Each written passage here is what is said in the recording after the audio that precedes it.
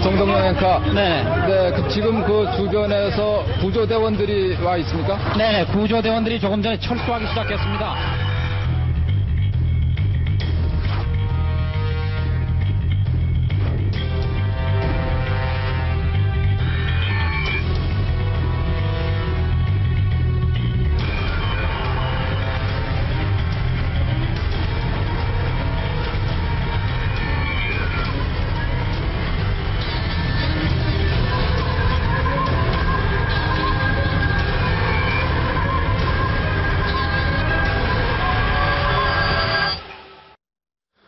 네, 대형 재난 앞에 각양각색의 관계자들이 허둥댈 뿐이다. 컨트롤 타워는 존재하지 않았다. 95년도, 지금으로부터 한 20여 년 전 삼풍백화점 사고가 있었습니다. 네, 우리 젊은이들은 기억 못할지 모르겠지만 백화점이 하루아침에도 아니고요, 갑작스럽게 무너집니다. 이때 생중계 마이크를 잡은 분이 이 자리에 함께했습니다. 상품백화점 사고부터 세월호 침몰까지 아무것도 변하지 않은 20년입니다. 정동영 새정치민주연합 상임고문 모시겠습니다. 어서 오십시오. 네. 그때 상품백화점 할 때 보도하실 때 기억이 좀 생생하십니까? 네, 혼란과 무질서 자체였습니다. 그러니까 폐 콘크리트 더미 속에 네. 살아있을지 모를 생존자들의 네. 심정을 생각하면 네. 지상에서 벌어지고 있는 그런 무질서와 혼란은 참 너무도 안타까운 것이었고, 네. 그때 만일 컨트롤 타워가 사령탑이 네. 있어서 체계적이고, 네. 특히 어떤 사고든 처음 발생해서 초동 대처가 결정적이잖아요. 네. 사람을 살리고 못 살리고는. 그 점에서 삼풍 사고도 초동 대처는 아주 참담한 실패였습니다. 네. 그 당시 보도했던 그림이 있나요? 네. 네. 그 당시 다시 현장에 우리 생산 모습 정동영 연결해 보도록 하겠습니다. 기자가 아니지 않습니까? 정동영 기자 현장에 있었거든요. 네, 구조 작업이 어떻게 좀 원활하게 진행이 되고 있습니까? 잠깐만 기다려봐 주세요. 네. 힘으로 해서 이거 못하잖아 지금요. 예, 말씀해 주십시오.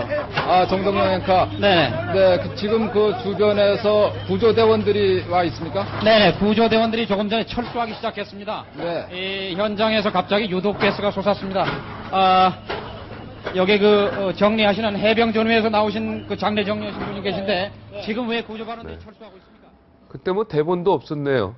네, 그냥 막 뭐 하는 있을 거죠. 수가 없죠. 네, 있을 수가 없는 상황인데 그 당시에 기억나는 이 초동 대체 문제점, 지휘관이 없었다고 했는데 금방 이제 해병 전후의 분들, 이제 자원봉사자죠. 네. 그러니까 경찰, 소방서, 구청, 시청, 자원봉사자 등등이 이 뒤엉켜서 사실 현장 정리가 네. 애타게 구조의 손길을 기다리고 있는 생존자들에게 어쩌면 당시에 방송이 네. 재난구조, 재난사령탑 역할을 일부 했다고도 볼 수 있습니다. 예를 들면 저 현장에서 캄캄하니까 랜턴이 필요하다 그러면 시민들이 랜턴을 사가지고 네. 뛰어오고, 또 철근을 자를 절단기가 필요하다 그러면 철물점 주인들이 이 절단기를 들고 뛰어오고, 그러니까 이런 재난을 상상도 못했던 거지요. 네. 그러지만 막상 벌어졌을 때 가장 중요한 것은 누군가 한 사람, 지휘관, 책임자가 있어야 합니다. 그것은 이제 예를 들면 전쟁을 하는데 지휘관이 없이 전쟁을 할 수 있겠습니까? 지금 세월호도 그게 어떤 문제라는 병력이 거 아닙니까? 예. 아무리 막강한 훈련된 병력이 있어도 지휘관이 없으면 오합지졸일 수밖에 없습니다. 삼풍이나 세월호나 똑같죠. 그 점이. 네. 그러니까 이번 세월호 그 배 안에서 컨트롤 타워는 선장이잖아요. 네. 선장은 탈출했습니다. 네. 또 그 바다에 해경과 경찰과 네. 각종 해군이 있었지만, 예, 네. 있었지만 누군가 지휘관은 없었어요. 네. 누군가 충무공처럼 바다에 떠서 확실한 지휘탑을 구성하고 있었다면, 지체가 없었다는 또 중앙에 네. 안행부, 네. 안전행정부, 그리고 중대본 있었지만 12군데가 있었습니다. 12군데. 역시 네. 이 기능은 없었습니다. 네. 그러니까 컨트롤 해안에- 타워가 없었어요. 네. 그게 핵심입니다. 네, 그게 핵심이죠. 삼풍 때도 없었던 것은 컨트롤 타워였고 네. 이번에도 없었던 게. 가장 중요한 것은 8시 55분 이제 조난 신고 접수해서 마지막으로 학생이 보낸 카카오톡 네. 10시 17분, 네. 8시 55분, 10시 17분. 뱃속에 이 82분 동안 뱃속에 302명이 생존해 있을 시간입니다. 그렇죠. 이 1 시간 반. 82분 동안에 사령탑이 부재했습니다. 이 점이 가장 뼈아픈 대목이지요. 네. 지금도 잠수부를 들어가느냐 마느냐 오늘 충격적인 기사 나온 것은 해군이 이미 벌써 그 골든타임 시간에 다 준비돼서 들어가 있어야 되는데 들어가려고 하는데 해경이 막았다. 이게 국방부의 공식 브리핑이었는데 이 소리 들으면서 정말 해경이 저는 밉더라고요. 전 그래서요. 그 당시 어제- 네. 네. 그 당시에도 좀 그런 게 있었죠. 그렇습니다. 네. 그러니까 당시는 이제 사고 공화국이라고 네. 불릴 만큼 뭐 바다에서, YS 때. 땅에서, 하늘에서, 지하에서 사고가 연발했습니다만 네. 사실 새로운 국가 운영의 틀을 짰어야 합니다. 네. 큰 대형 사고가 발생하면 네. 그러기 위해서는 내각 총사퇴의 각오를 가지고 또 내각 총사퇴를 통해서 그런 분위기를 새롭게 해서 안전 점검을 근본적으로 가는 사회적 분위기를 만들었어야 함에도 불구하고 늘 땜질이었어요. 이게 계속 연속적인 사고로 이어졌는데요. 그때도 이번도 역시 내각 총사퇴 안 했습니까? 아닙니다. 안 했습니까? 한 번 그 총리가 한 번 사의 표명했다 반려된 적이 있을 정도였는데 네. 이번에도 세월호 참사를 이 참사 하나로 끝내려 해서는 안 된다고 생각합니다. 저는 내각 총사퇴 결의가 필요하고 네. 그리고 국가 운영의 새로운 틀을 짜는 기회로 삼아야 한다. 그래야 좀 더 안전한 위험이 없는 한국이 되지 않을까 이렇게 생각합니다. 네, 옳으신 말씀이고요. 삼풍백화점 초기에 가장 안타까운 일이 있었지 않습니까? 그 매연과 연기가 막 올 때 소방당국이 맨 처음에 물을 뿌리다가 중단되고 막 이런 네. 그러니까 지금의 잠수부 투입과 안 된다 다이빙 뭐 벨이 어쩌다 이런 논란과 거의 비슷한 일이 있었죠. 그러니까 그때. 처음에 도착했을 때 금방 말씀처럼 연기가 치솟고 그런데 네. 생존자들 경우에 치명적인 건 이 질식 그 연기지 않습니까? 네. 연기 질식이니까 그래서 방송을 통해서 그걸 비판했어요. 네. 그랬더니 조금 있다가 소방차들이 이제 와가지고 그 불을 끄기 시작했습니다. 네. 그런데 얼마 지나서 다시 또 멈췄어요. 네. 그러니까 다시 불이 치솟았어요. 네. 왜 그런가를 알아보니까 누군가 좀 힘이 있는 사람이 현장에서 저 잔해가 무너질 수 있다. 그러니 이제 그만 물을 뿌려라 해서 중단됐다는 거죠. 네. 그러니까 누군가 한 사람 컨트롤 타워가 있으면 전문가의 조언을 받아서 불을 끄든지 말든지 결정을 할 텐데 네. 뭐 소방차로 뿌리다가 또 멈췄다가 다시 뿌리다 이것을 밤새 반복하는 그런 현장이 이번에 세월호 현장에서 똑같이 빚어지는 것을 보고 네. 역시 핵심은 컨트롤 타워입니다. 네. 그때 뿌리는 게 답이었죠. 답이죠. 네. 일단은 불과 연기를 잡아야 네. 그 지하에 매몰되어 있는 사람들이 숨을 쉴 수 있는 거죠. 네. 참, 자, 그 당시가 이제 YS 때고요. 네. 지금은 이제 박근혜 정부 때고. 그 이전에도 계속해서 이런 사고가 많았는데, NSC의 또 상임의장이라고 합니까? 상임위원장. 이제 최고 책임자를 합니다, 거기서. 네. 최고 책임자는 대통령이고요. 그러니까 아니, 의장이고. 네, 사실상 이제 그 최고 높은 자리죠. 대통령 빼고는. 제가 NSC 설명을 좀 드릴게요. 네, NSC 미국이 원조예요. 네. 2차 대전이 끝났는데 육군, 해군, 공군이 따로 놓은 거예요. 그래서 네. 이걸 통합 조정하기 위해서 백악관에 네. 대통령 중심제 국가에서 최고 권력은 대통령실에 이 NSC 국가안전보장회의를 만든 거지요.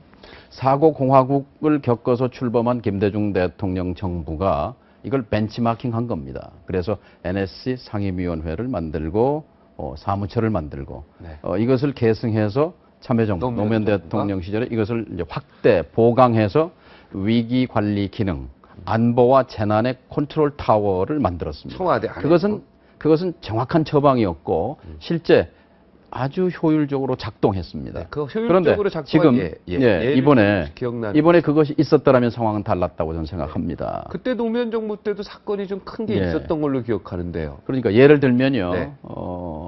청와대에 있는 위기관리센터 NS 네. 사무처 산하의 지하 벙커에 네. 대형 스크린이 있고 네. 지금도 있습니다. 있기는 그게 이제 제대로 작동을 안 하는 거죠. 네. 거기에 경찰, 육군, 해군, 공군, 해병대, 합참, 소방청, 네. 뭐 산림청 22개 기관의 각종 그 상황이 다 뜹니다. 그래픽 자료로. 네. 또 한반도 주변의 상공 상황도 다 떠요. 네. 가령 이북에서 비행기가 뜨게 되면 그게 다 잡히는 거란 말이죠. 네. 이제 이렇게 해서 예를 들면 그 NSC 이게 위기관리센터가 그 돌아가고 당시도 나서 사건이 있었을 텐데요. 노무현 예. 대통령 때. 제가 몇 가지 설명을 드리면 네. DMZ에 산불이 났어요. 비무장지대. 네. 근데 비무장지대에 산불이 나면 과거에는 이 철책선 밖에서 소화도구를 들고 병사들이 기다리는 것 이외에 다른 방법이 없었어요. 그런데 DMZ 안에는 국방부 소관이잖아요. 또 물론 통일부도 관심이 있지만 이렇게 부처로 나뉘어져 있으면 뭔가 행동하기가 좀 어렵습니다. 그런데 NSC 위기관리센터를 중심으로 해서 통일부와 국방부가 북쪽에 좀 타진을 했으면 좋겠다. 소방 헬기가 들어가서 이 산불을 끄는 걸 좀 협조 요청을 해보자. 바로 북에서 대답이 왔습니다. 와도 좋다. 그래서 사실 분단 이후에 최초로 비무장지대에 소방청 헬기가 동원이 돼서 산불을 껐습니다. 네. 또 기억납니다. 예. 블라디보스톡에서 화물선이 오다가 원산 앞바다에서 좌초했어요. 네. 우리 해경이 들어가서 그걸 구조해 왔습니다. 이것도 역시 NSC 위기관리센터가 작동한 사례입니다. 그때 청와대의 전부 화면으로 다 이런 장면이 뜨는 상태에서 그렇죠. 전부 조율하고 그러니까 조정하는 경찰의 겁니까? CCTV가 오죽 많습니까? 그거 네. 다 연결돼 있습니다. 네. 예를 들면은 이제 2003년에 그 폭설이 내려서 3월 달인가 경부고속도로 하행선이 뭐 하루 이틀 동안 마비된 적이 있었어요. 도로공사, 그다음에 교통순찰대, 또 건교부 이런 데가 제대로 이렇게 그 체계적으로 작동을 안 했는데 이제 NSC 위기관리센터가 작동되면서 그 다음 해에 똑같은 영남 쪽에 100년 만에 폭설이 내렸어요. 네. 근데 이제 매뉴얼에 따라서 체계적 대응을 하니까 혼란 없이 됐거든요. 이런 것처럼 문제는 이제 이번에 그 청와대 안보실장이 네. 재난의 컨트롤 타워가 청와대가 아니다 이렇게 네. 말했는데 그래서 문제가 이것은 있었죠. 부적절한 얘기이기도 하지만 네. 바로 이게 문제입니다. 그러니까 현대적 안보는 포괄적 안보입니다. 남북관계 상황만이 안보가 아니라 국민의 생명과 재산이 위험을 당하는 그런 모든 상황, 태풍, 지진, 산불, 뭐 지하철 사고, 선박 이런 사고들이 났을 때 대통령 중심제 하에서 최고의 컨트롤 타워는 대통령입니다. 그러면 대통령이 양질의 보좌를 받아야 합니다. 대통령이 상황에 깜깜해서는 뭔가 이번에 세월호에서는 해경청장이 거기 이 바다를 책임져라. 네. 구조를 책임져라라고 임명할 수 있으려면 그런 보조화 시스템이 작동을 해야 하는 거죠. 그러니까 오바마 대통령이 그런 얘기 했잖아요. 남을 탓할 생각이 없다. 테러 미수 사건이 발생했을 때 몇 년 전에. 왜냐? 남을 탓할 수 없는 이유는 최종 책임자가 나이기 때문이다. 만일 안전 시스템에 구멍이 났다면 그것은 내 책임이다. 이렇게 얘기했어요. 어쨌든 미국이든 한국 대통령이든 어떤 재난과 안보 상황에서 최고 책임을 누구에게 미룰 수가 없습니다. 미룰 수가 없으면 그 막중한 책임과 그 권한을 행사하기 위해서 양질의 보조화 시스템을 만들어야 하는데 이것을 망가뜨린 책임.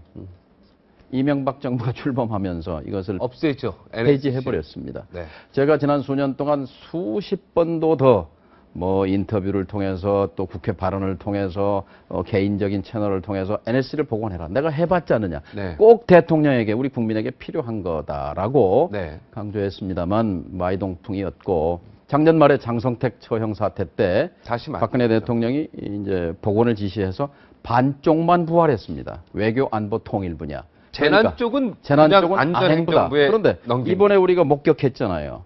안행부와 중대본이 작동이 안 된다는 것을. 이번 경우에 9시 반경에 안행부 장관 안전의 최고 컨트롤 타워입니다. 보고를 받았어요. 그런데 이미 9시 30분이면 지금 그 302명의 배 안에 갇힌 그 학생들은 절대절명의 순간인데 네. 그 보고를 받고 중대본을 구성하라고 그러고 어디 경찰 학교 졸업식에 갔잖아요. 상황 파악이 안 된 겁니다. 컨트롤 타워가 아니지 않습니까? 실패한 컨트롤 타워입니다. 그런데 거기다가 또 무슨 안전처를 만든다? 저는 이게 해법이 재난 아니라고 봅니다. 안전처를 만들 게 아니라 대통령을 NSC 보좌할 안에 대통령을 네. 보좌할 시스템을 만들어라. 이 상임위 안에 안보 쉽게 얘기해서 플러스 재난. NSC 상임위 안에 노무현 때는 다 있었다 이거죠. 그렇죠. 재난 안보 모든 예. 거에. 아, 큰 안보의 개념 속에 네. 재난도 들어간다. 그럼 그 당시로 돌아가면 되는 거네요. 그렇죠. 시스템으로. 그러니까, 전임 정부 때 한 것도 네. 잘 좋은 효율적으로 것들은 작동했다면 좋은 것은 살려서 받아들여야 써야 되는데. 된다 생각합니다. 네. 그 당시에 이런 시스템이 굉장히 잘 돌아갔군요. 노무현 대통령. 그러니까요. 예를 들면 이게 두 차원입니다. 하나는 이제 이 평상시에 일상적인 위기 관리는 NSC 상임위 차원에서 이게 관리가 됩니다. NSC 상임위는 이제 제가 위원장이고 국정원장, 통일부 장관, 외교부 장관, 네. 국방부 장관, 안보수석, 국무조정실장 네. 상임 멤버고 현안이 있을 때는 각부 장관들이 또 같이 참여를 합니다.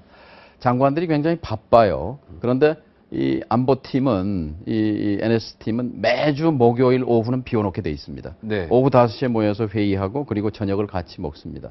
근데 사실 공식 회의보다는 저녁 먹으면서 이렇게 소주라도 한잔 하면서 이렇게 나누는 얘기가 더 알맹이가 있는 얘기가 더 많이 있을 때가 많습니다. 네.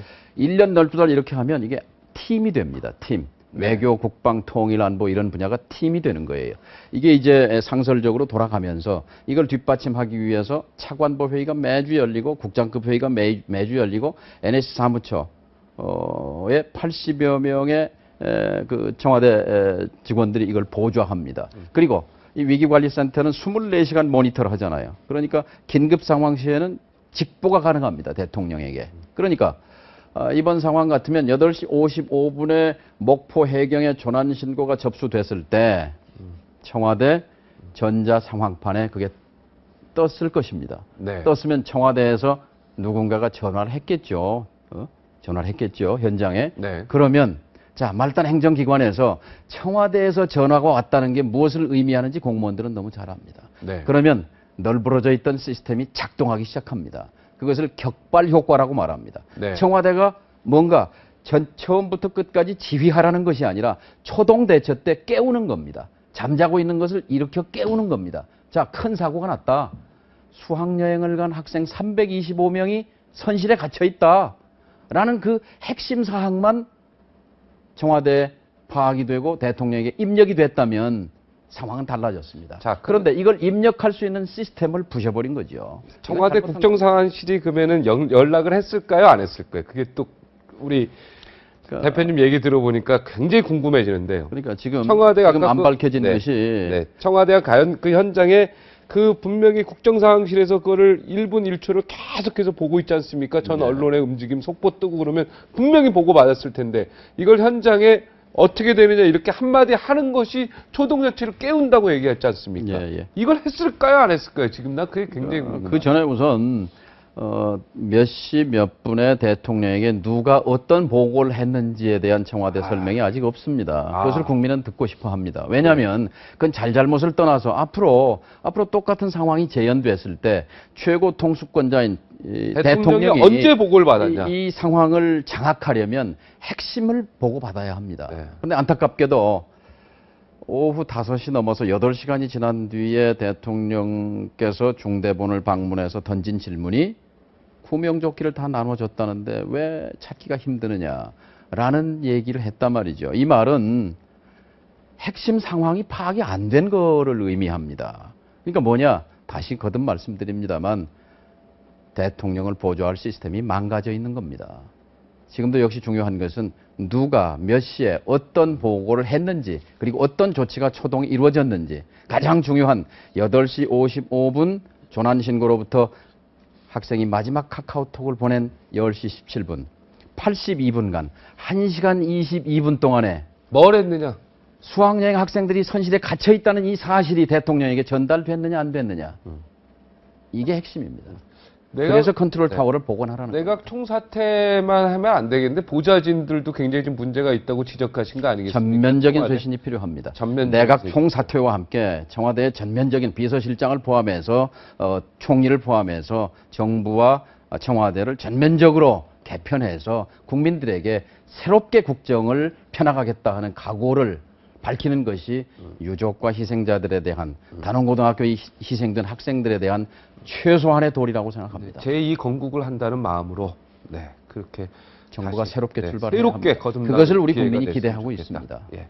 이번에 언론 기자 출신 아니십니까? 네, 높은 자리까지도 가셨는데 어찌됐든 기자 이번에 언론 보도를 이렇게 쫙 하시는 거 보면서 오늘 전원책 변호사는 우리 언론이 굉장히 참 천박한 부분들이 많이 있었다 이런 이야기도 하고 비판의 목소리도 많이 해주고 가셨는데요. 어떻습니까? 선배 기자로서 봤을 때. 예, 여러 이제 뭐 많은 지적하시는데요. 저는 이런 걸 봤습니다. 현장에 다들 기자가 젊어요. 네. 근데 사실은 거긴 베테랑 기자가 있어야 합니다. 네. 제가 선풍에 마이크를 잡았을 때 저는 부장이었습니다. 안에 데스크였는데 당신이 나가서 마이크를 쥐어라고 해서 나갔습니다. 예. 근데 저는 기자할 때 보도국장이나 사장이 되는 게 꿈이 아니었습니다. 은퇴할 때까지 마이크를 쥐는 게 제 꿈이었어요. 네. 그런데 한국의 언론 풍토는 현장에 전부 젊은 기자들밖에 없었잖아요. 처음 사건 현장에 간 기자도 많았을 겁니다. 이것이 컨트롤 타워의 전문성도 없었고 언론의 전문성도 없었습니다. 예리한 지적이시네요. 전부 젊은 기자들만 있었다. 그 당시 삼풍백화점 때 정동영 기자는 기자가 아니었고 부장이었다. 지금 현장에 부장 출신이 지금 방송국 중에서 누가 가 있었는가 제가 없는 것 같은데요. 네. 59초 후에 다시 돌아오겠습니다. 네, 2014년 4월 30일 수요일입니다. 캐논한마에서 바라보는 세상.